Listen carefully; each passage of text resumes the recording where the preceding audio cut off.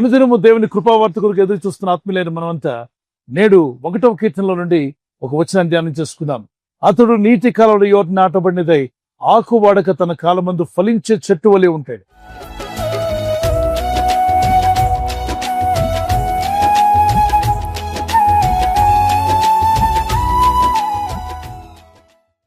యేసుక్రీస్తు విశ్వాసం వచ్చిన ప్రతి బిడ్డ కూడా, ప్రతి ఒక్కరూ మనం ఎలా ఉండాలి అంటే, నీటి కాలంలో యోర్ను నాటబడినదే ఆకు వాడక తన కాలమందు ఫలించే చెట్టు వలె ఉండాలని ప్రభు కోరుచున్నాడు. వేసవి కాలంలో పచ్చని చెట్లు కూడా ఎండిపోతున్నట్టు మనం చూస్తుంటాం. ఆకులు వాడిపోతూ ఉంటాయి, ఎండిపోయిన చెట్లులా కనిపిస్తూ ఉంటాయి. కారణం ఏంటంటే నీరు లేదు. నీరు లేనప్పుడు ఎంత పచ్చని చెట్టు అయినా సరే అది ఎండిపోతుంది, వాడిపోతుంది. ఇందులో కొన్ని మాటలు మనం జ్ఞాపం చేసుకోవాలి. దుష్టుని ఆలోచన చొప్పున నడవక, పాపుల మార్గంలో నిలవక, అపహాసకులు కూర్చుండు చోటును కూర్చుండగా, యెహోవా ధర్మశాస్త్రమందు ఆనందించుచు దివారాత్రం దాన్ని ధ్యానించేవాడు ఎలా ఉంటాడు, అతని జీవితం ఎలా ఉంటుంది, వారి కుటుంబం ఎలా ఉంటుంది, అట్టి వారి గురించి మాట్లాడుతున్నాడు. అతడు నీటి కాలువ యోరను నాటబడిన చెట్టు వలె ఉంటాడు. అంటే ఒక కాలువ గట్టు నుండి చెట్లు పచ్చగా ఉంటాయి.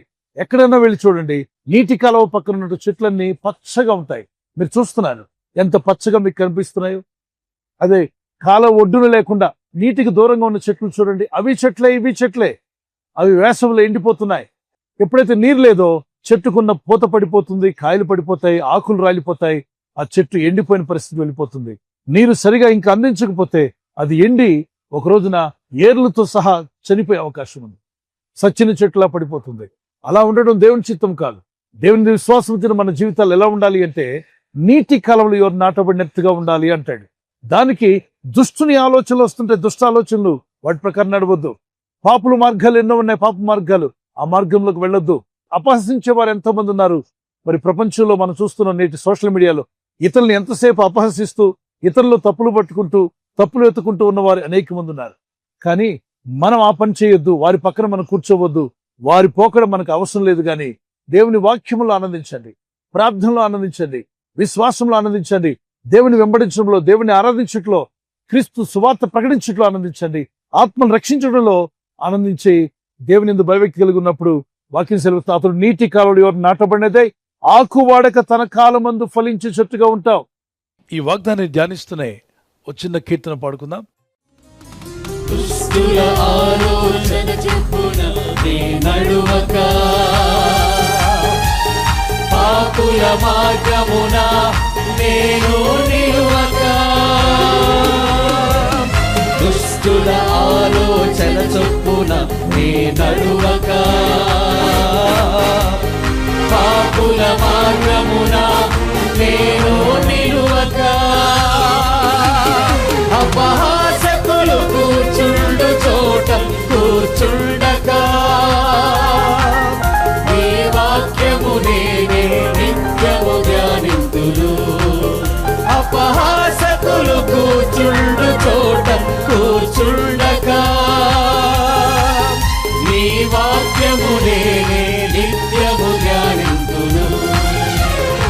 ఆనందమే సంతోషమే నీ వాక్య ధ్యానములో, ఆనందమే సంతోషమే నీ వాక్య ధ్యానములో. నీ జీవవాక్యమునందు నిత్యము ఆనందించుచు దివారాత్రములు నే ధ్యానము చేసెదను.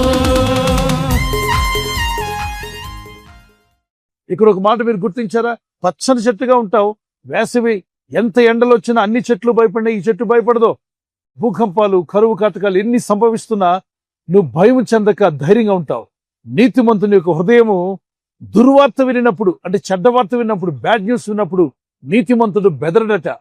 దుర్వార్త వినను అతడు భయపడడు. మరి వర్షాలు లేనప్పుడు కరువు వచ్చేస్తుంది, భూ పంటలన్నీ కూడా ఎండిపోతూ ఉంటాయి. నీటి కాలంలో ఎవరున్న తోటలు గాని చెట్లు గాని భయపడవు, భయం లేకుండా పచ్చగా ఉంటాయి. కారణం ఏంటంటే నీరెప్పుడూ ఉంటుంది. అలాగే దేవుని సన్నిధి ఎప్పుడు నీకు తోడుగా ఉండాలి. ఒక చెట్టు వలె ఉన్నట్లయితే మన ఆత్మీయ జీవితానికి మనకు నీరుగా ఉన్నది దేవుని వాక్యము, దేవుని సన్నిధి.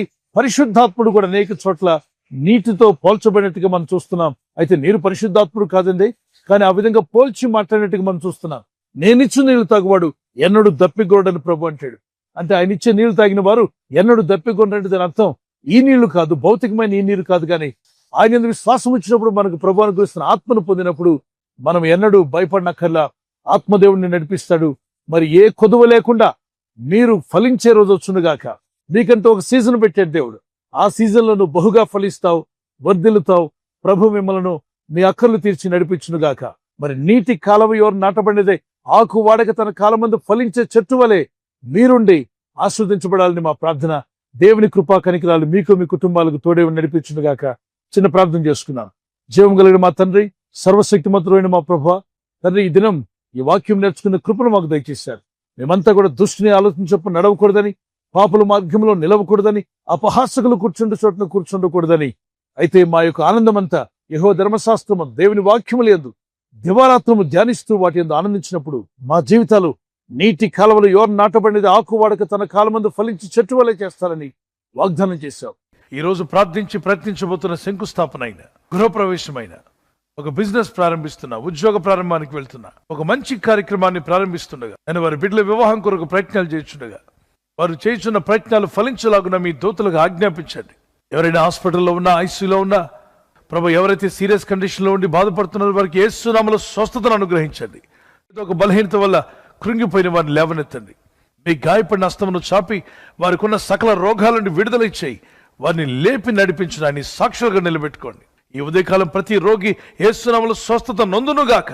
తండ్రి, ఈ దినం ఎవరైతే ప్రయాణమై వెళ్ళబోతున్నారో, అది రైలు మార్గమైనా, ఆకాశ మార్గమైనా, బస్సుల్లో, వాహనాల్లో ఎక్కడ ప్రయాణం చేస్తున్నా, రోడ్డు మార్గంలో ఏ వాహనంలో వారు ప్రయాణం చేస్తున్నా, నీ ప్రజలకు కాపాడే దూతలను పంపండి. ఉదయం బయలుదేరి సాయంకాలం ఇంటికి వచ్చేంత వరకు నీ కాపుదల, కాపాడే దూతల యొక్క సహాయము నీ ప్రజలకు దయచేయమని అడుగుతున్నారు. మా అందరికి ఒక సీజన్ పెట్టావు.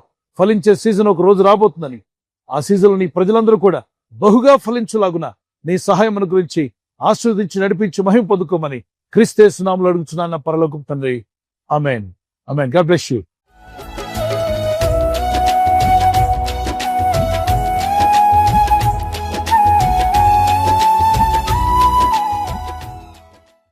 బర్త్డే జరుపుకునేవారు, దోస్ బర్త్డే, వారిని ప్రభు ఈ వాగ్దానంతో దీవించాలి మా ప్రార్థన. కీర్తన 23:6 నేను బ్రతుకు దినముల నీయు కృపాక్షేముల నా వెంట వచ్చును. Surely goodness and love will follow me all the days of my life. Psalms 23:6. We wish you a happy birthday to you. Many more returns of the day. May the Lord continue to bless you and use you for His glory.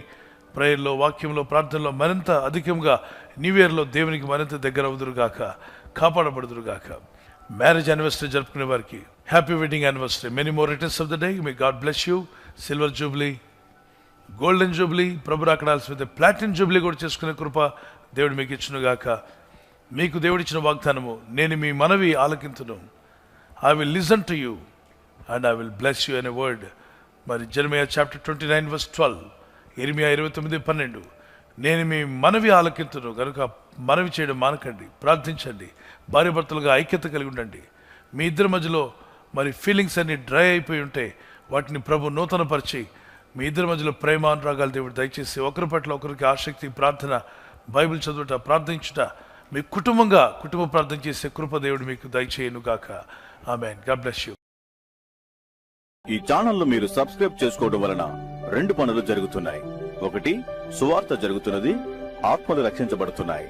రెండవది, పేదలకు, అనాథలకు ఈ channel ద్వారా సహకారం అందించడం జరుగుతుంది. మనం subscribe చేసుకోవడం వలన అందరికీ సహాయం చేసిన వారమవుతున్నాం. ఖచ్చితంగా ఈ యూట్యూబ్ ఛానల్ ను సబ్స్క్రైబ్ చేసుకొని బెల్ బటన్ ను క్లిక్ చేయండి. మీకు వెంటనే మెసేజెస్ పంపబడతాయి.